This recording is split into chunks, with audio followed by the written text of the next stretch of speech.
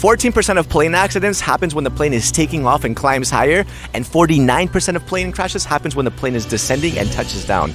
Crazy, right? From runways hidden behind roundabouts on hilltops, to runways on beaches that blow people away, and even those made of solid glacial ice, some airports add extra layers of challenge to aircraft flying in. Here's why these 7 airports are the scariest and most dangerous in the world. Welcome to Explained. Let's start with number 7, the Cristiano Ronaldo Madeira International Airport in Portugal. Only a limited number of pilots are qualified to fly here, and that's because of the crazy crosswinds. 400. The airport is surrounded by the ocean on one side and high mountains on the other, so planes have to deal with the Atlantic wind, the mountain draft, and unpredictable weather. Landing sometimes happens only on a second attempt or even third.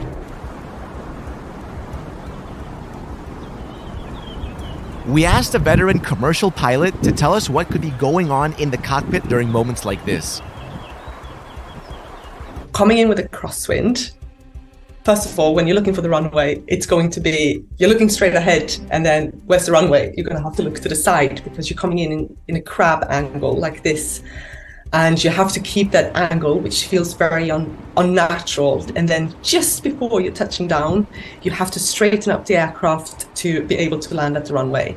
And especially at airfields like Madeira, it can prove a challenge because the wind is not steady. So you have to all the time throughout the approach work on your crab angle that you're having to the wind.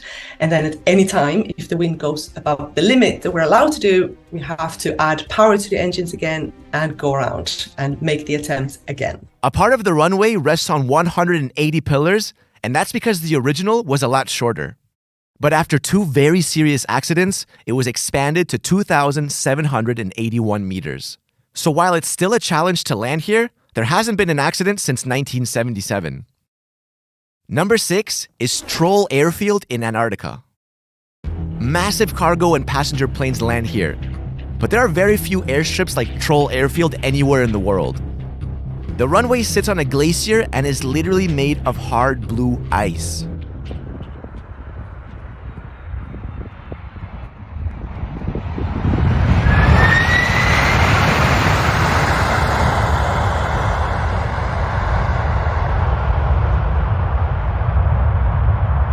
There are several threats landing at an airport that's built on a glacier.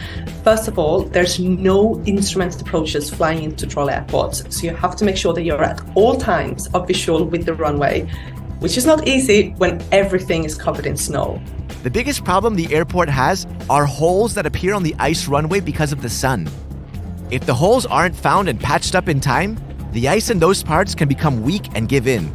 In addition, when you land, it's built on ice. Ice is living, ice is moving, which can create cracks down the runway, which adds for a huge threat to landing here. So constant monitoring and maintenance is needed. It's very, very slippery as well. So your tires and your brakes don't get the grip as they would be landing on a normal asphalt or gravel runway that we would usually land at. Number 5 is the Courchevel International Airport in France. This airport, tucked away in the French Alps, serves the ski resort in Courchevel. While it looks picture perfect, a couple of factors make this airport very dangerous.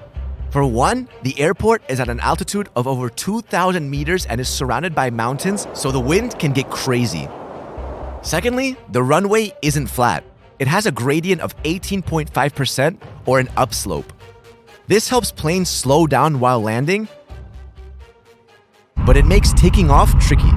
And that's largely because the runway is pretty short, measuring only 537 meters. Heavy snowfall and turbulent weather is frequent in winter, and sometimes landing is impossible. And on particularly icy days, planes have to be extra careful, otherwise they could crash into a wall of snow like this.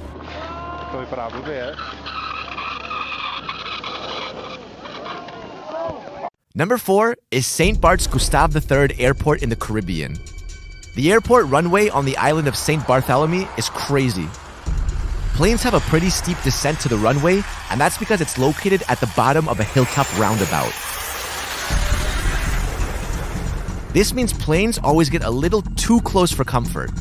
But that doesn't stop tourists from trying to take pictures as a plane approaches.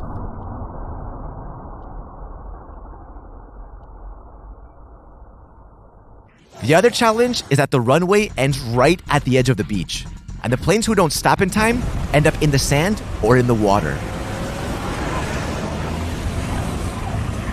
Dude, that guy's gotta stop. Whoa! At number 3 is Princess Juliana International Airport on St. Martin's Island.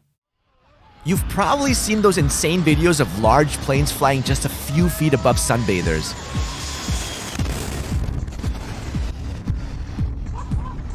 That's because Maho Beach is located at the end of the runway at Princess Juliana International Airport.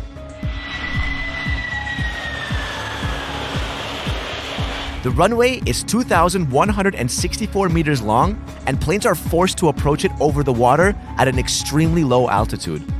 Very dangerous for people standing on the beach just next to it.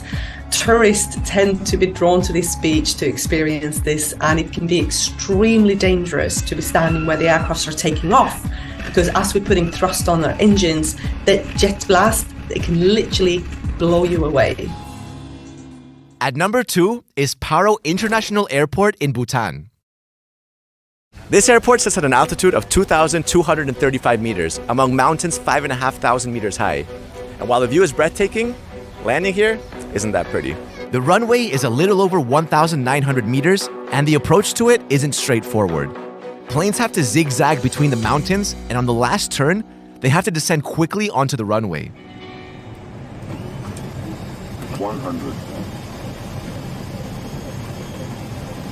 50, 40, 30, 20, retard, retard, retard, retard.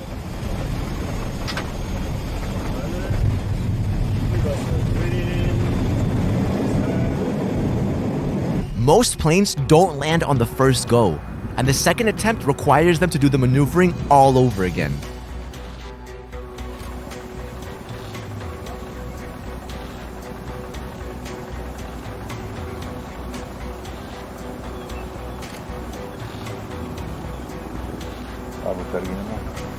Only 17 pilots are trained and authorized to land here, one of whom is Bhutan's first female pilot, Captain Ujien Dema. On top of that, arrivals and departures are only allowed during the day. Finally, at number 1 is Tenzing Hillary Airport in Lukla, Nepal. Lukla is the most dangerous airport in the world, and landing here is always a gamble.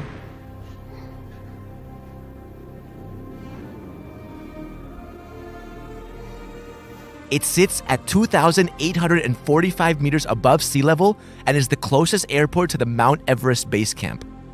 At this height, the air density is much lower, which is a problem for airplanes. It's located so high up in the mountains that even if your engines are spinning, the air is so thin, so it doesn't get the density that you would be landing at an airfield that's more close to sea level. And having all those mountains around you, would you need to add thrust?